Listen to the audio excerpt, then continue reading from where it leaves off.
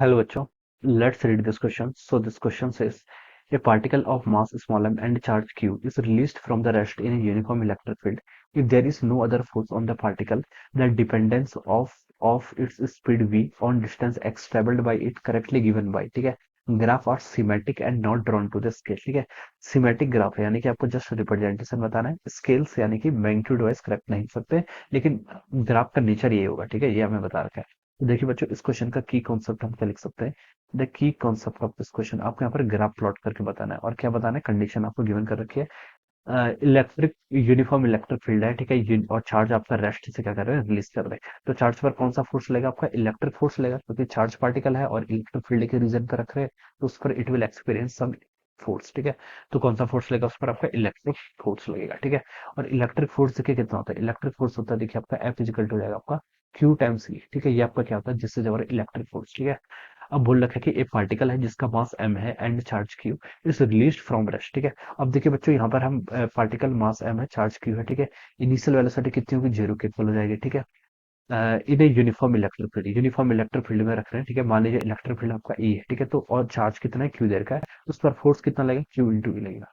If there is no other force, तो हमें हमारा कोई अदर फोर्स को कंसिडर नहीं करना है. The dependence of its speed on distance, speed की डिस्टेंस पर आपको क्या बतानी है, डिपेंडेंस बतानी है. उसका ग्राफ बेसिकली प्लॉट करना है, ठीक है. इनिशियल वेलोसिटी जीरो के इक्वल दी है. तो देखिए बच्चों, हम यहाँ पर से क्या करें, हमें यहाँ पर से देखिए फोर्स को हम देखिए क्या लिख सकते हैं, मास इंटू एक्सेलरेशन, ठीक है. फोर्स को देखिए मैं यहाँ पर से लिख सकता हूँ मास इंटू एक्सेलरेशन. एक्सेलरेशन को मैं डीवी बाई डी टी लिख सकता हूँ, लेकिन वो काम नहीं आएगा. हमें देखिए वेलोसिटी और पोजीशन के रिस्पेक्ट में बताना है. तो एक्सेलरेशन को देखिए हमारे दो फॉर्मूले थे. एक तो होता है आपका dv by d t, acceleration कैसे डिफाइन होता है आपका, rate of change of velocity. और दूसरा फॉर्मूला आपका एक्सेलरेशन का होता है v times dv by d x, ठीक है. ये वाला फॉर्मूला होता है, ठीक है. अब हम देखिए इस फॉर्मूला को यहाँ पर यूज कर लेते हैं, ठीक है. ये आता कैसे, देखिए इसको लिख लेते हैं डीवी, ठीक है. मान लीजिए मैंने यहाँ पर dx से क्या कर लिया, डिवाइड कर लिया.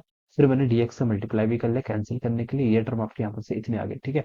अब dx बाई dt को मैं क्या लिख सकता हूँ, v, और dv बाई dx. तो ये सिंपली ऐसा आ गया, ठीक है. तो यहाँ से फॉर्मूला आ जाता है, ठीक है. तो यहाँ पर आप पुट कर लीजिए, ये हो जाएगा m v times dv by dx. ये किसके इक्वल होगा, it should be equal to our q times e, या फिर q टाइम्स e के इक्वल हो जाएगा. अब आप क्या कर लीजिए, इसको इंटीग्रेशन है, ठीक है. m dv v dv और यहाँ पर q v dx, ये आपका यहाँ पर से ऐसा हो जाएगा, ठीक है. अब आप इसको क्या कर लीजिए, इंटीग्रेट कर लीजिए, लिमिट पुट कर लीजिए. इनिशियल देखिए आपका रेस्ट पे था, ठीक है. तो जीरो हो जाएगा इनिशियल वेलोसिटी. और पोजीशन मान लीजिए इसकी क्या है, आपकी जीरो से स्टार्ट कर रखा है, ठीक है. तो जीरो मान लीजिए, और किसी टाइम एक्स पोजीशन पर इसकी वेलोसिटी मान लीजिए वी है. तो अब आप इसको इंटीग्रेट कर लीजिए. टाइम कांस्टेंट है, वी डीवी का इंटीग्रेशन करेंगे तो कितना आएगा, वी स्क्वायर बाय टू आएगा. और लिमिट कितनी आ जाएगी वेलोसिटी की, जीरो से लेकर वी तक, ठीक है. क्यू आपका कांस्टेंट है, इलेक्ट्रिक फील्ड यूनिफॉर्म है तो कांस्टेंट हो जाएगा. एक्स को आप सिंपली यहाँ से एक्स लिख लीजिए, ठीक है. तो ये बच्चों कितना हो जाएगा, यहाँ से आपका M V square by two. और ये वैल्यू आपके यहाँ से क्यू ई इंटू एक्स के इक्वल हो जाएगी, ठीक है.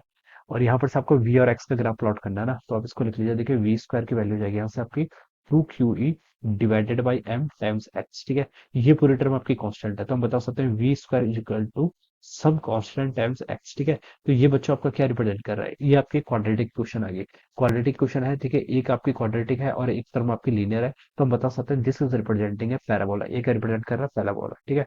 और पैराबोला, ठीक है, ये आपका एक्स एक्सिस है, ये आपका वेलोसिटी है. तो देखिए किसके अबाउट सिमेट्रिक है, it is symmetric about x axis. तो इसका नेचर आपका इस तरीके से होगा, ठीक है. वेलोसिटी कभी भी नेगेटिव नहीं हो सकती. तो ये वाला रीजन हम फॉरबिडन कर देंगे, ठीक है. ये रीजन अलाउड नहीं होगा, only this region is allowed, ठीक है.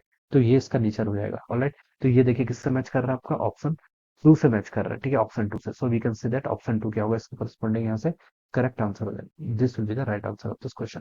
सो I hope you all understood this concept. All the best and thank you so